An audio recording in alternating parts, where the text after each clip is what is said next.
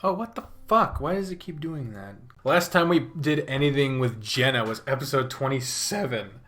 Fucking shit. Shit and fuck. Hello, my friends. Shut up. Shut the fuck up. Alright, so where we left off was this creepy ass picture of Chase saying, I'm going to Pueblo, Leo. But it's in the Jenna route. By the way, hello everyone. My name is Decker Link, the trainer professional. Welcome back to Echo. My name is fuck. Got the advisory because it's It's Jenna's route on build 45. Big ol' fucking note on the Patreon note for this is that Jenna's shit is different. So we actually have to start a whole new fucking file for this. But that's fine. That's fine. I'm fine with this. Shut up, I knew you'd be... Get fucked. I do like how the begin... Wow. All those fucking... Look at this little shrug action. Look at that shit. Oh, fucking... It's so nice. Wow, there's a lot of different lines. I don't know if it's fucking just typo fixes, but I do see a lot of the new sprites. I'm really loving it. Oh!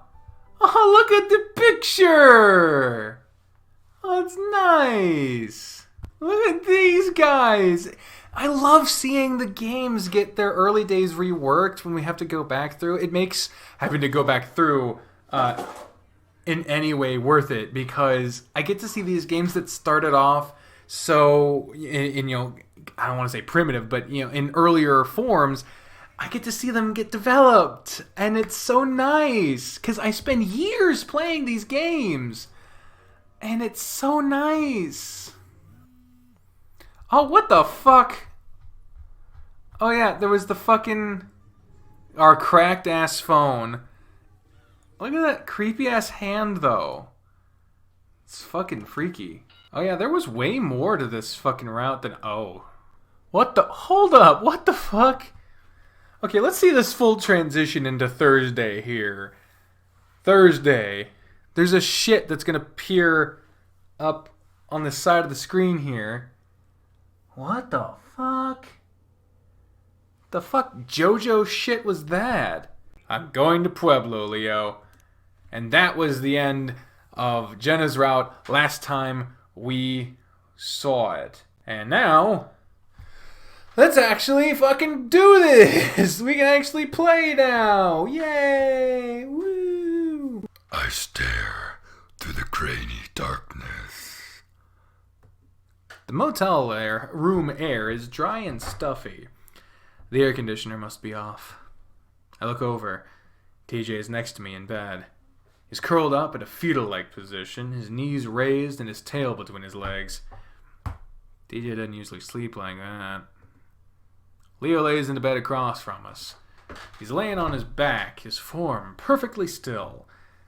There's no covers on him, and he's still in his jeans from yesterday. Neither of them are snoring, or even audibly breathing for that matter. It takes me a moment, but I can't actually tell if Leo's eyes are closed or not. I pictured in my mind him slowly turning his head, looking at me with no expression. I don't like that. I don't like that. I don't fucking like that. He has no... They're just shadows. I blink, trying to shift my legs beneath the sheets. Fortunately, I can. I'm not dreaming anymore. Leo wasn't actually looking at me. Why did I even think that? Why does it make me so unnerved? And that dream... Jesus. I slide my feet out from under the covers and sit upright on the edge of the bed.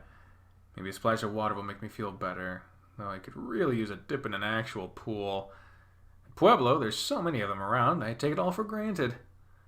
The realization dawns on me that once I graduate, the chances of me being able to afford a place with one nearby is almost none. I wring my tail out, some in my paws. My fur is oily and damp. I'll definitely need to take a shower in the morning. Half the motel tub didn't even look like it had seen 20 years worth of dirty... Hell, if the motel tub didn't look like it had seen 20 years worth of dirty feet, piss, and I'd take a bath. But first, I gotta get that AC going. I walk over to the wall-mounted AC by the window. I'm surprised this place doesn't use swamp coolers like every other home in Echo. It takes a second for my eyes to adjust to the darkness, but I manage to find and turn the control knobs. Despite cranking the thing to the max setting, only a petty stream of air is exuded from the front vents. It is cold, though, so there's that. I stick my face up to it, the blowing air on my whiskers making my jowls raise instinctively. It's refreshing, and the world seems a little less hazy. Still, I feel gross, more so than usual.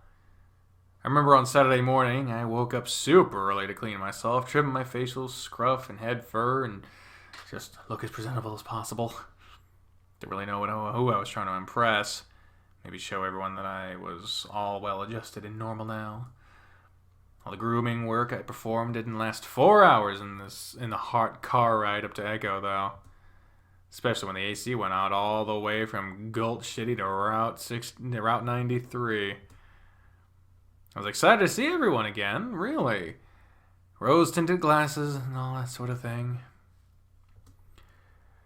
As much as I hate Echo, the moments of hanging with the group growing up are still some of the best I've ever had. Even counting recent college happenings. We were all friends, but that friendship came with a lot of serious weight to it. Baggage that was never unpacked, I guess. Didn't honestly expect us to even try to. Flynn had other plans, and who could blame him? After that, Leo's freak out and Carl going missing, any sort of semblance of a fun, idle spring break is gone. It's like there's this buzzing tension in the air, methane filling up a room and just waiting for the lighting of a match. God, and here I am, whinging about how the mood is ruined and my old best friend is just fucking gone.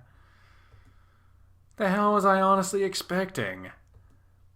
Us to all hang up a bunch of Christmas lights in Leo's backyard, grill up some asada, get drunk and dance to a bunch of indie playlists.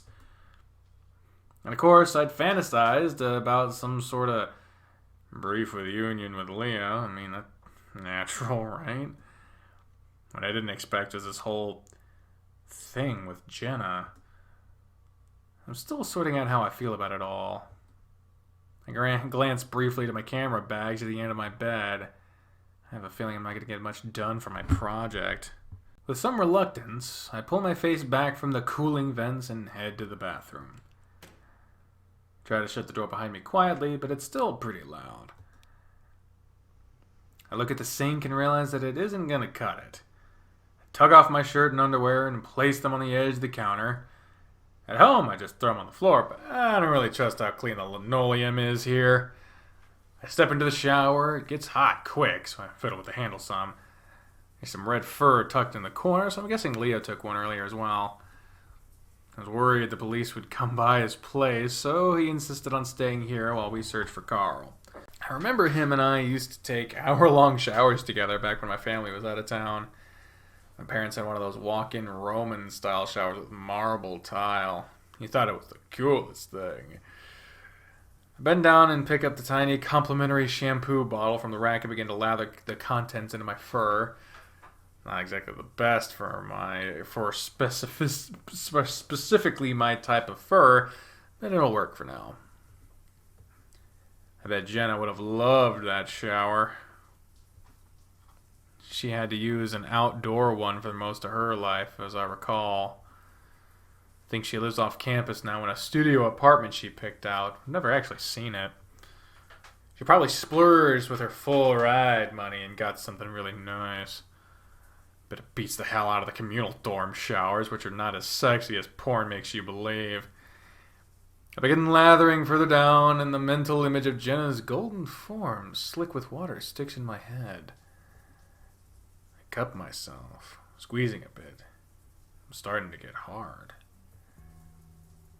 Wow, with the sexy music. Let's turn that shit up, huh? The smooth pink flesh is okay, that's his dick he's talking about. I didn't know what that was until I said it. It's a sharp contrast from the rest of my fur, and I quickly cover it in my paw to keep it from the hot water. Jenna's seen me naked plenty of times, but mostly as a kid, and never stiff and ready quite like this. My heart thuds a little harder in my chest. I close my eyes, hoisting my arm up against the shower wall and resting my forehead against it. Can't believe I'm doing this right now with everything going on. Maybe I'll feel a little better afterwards.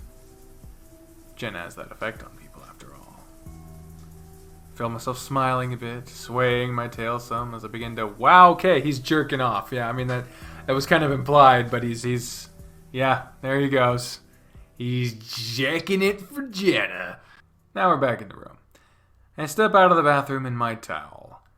I wasn't expecting to take a shower when I first went to the bathroom, so I didn't bring a change of clothes in with me. Creeping over to the pads at my feet, I disrobe and quickly began to put on a fresh t-shirt and shorts from my bag. Hello! Chase? TJ and Leo are no longer in bed. The Lynx is over by the light switch, squinting blearily at me. Well. Leo blinks at me. Buenos dias. I quickly try to scamper on the rest of my shorts before going underwear for the time being. Oh, jeez. Sorry, Chase. TJ turns, quickly averting his gaze. Leo just sighs some, rubbing his eyes. Thanks for the show. Your phone was going off while you were in the shower. My cheeks feel a bit warm as I manage to finally get my shorts up to my waistline. Oh, who called? Leo stares blankly at me, looking more tired than any of us. I wasn't gonna check. An uneasy look punctuates that comment, and it catches me a little off guard. Can I turn around now? Yes, TJ. Thank you. Lynx uncovers his eyes and moves to the bed. Sitting back down, he still looks like he hasn't fully woken up yet. Sorry for waking you guys. I was really needing a shower. Otter stuff, you know. It's okay, Chase. You kind of woke me up from some pretty weird dreams. So, thank you. He manages a smile, still trying to blink the blurriness out of his eyes by the looks of it. His irises begin to narrow back to a more slitted state. No problem, TJ. I actually should be getting back out there. It's 3:30 in the morning, are you sure? I finish putting on my shirt and move to check my phone.